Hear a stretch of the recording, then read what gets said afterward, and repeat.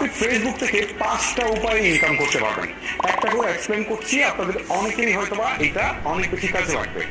Number 1, ফেসবুকে পণ্য বিক্রি করে টাকা ইনকাম করা। আপনি যখন ফেসবুকটাকে স্ক্রলিং করছেন তখন দেখবেন আপনার সামনে হিউজ পরিমাণ অ্যাড আসছে, যেখানে বিভিন্ন প্রোডাক্ট সেল করছে অনেকে। এই প্রোডাক্ট সেল করে অনেকেই মাসে লক্ষ লক্ষ টাকা ইনকাম করছে। আপনার যদি ইন্টেনশন থাকে যে ফেসবুক থেকে ইনকাম করবেন, তাহলে আপনি প্রোডাক্ট সেল করতে পারেন।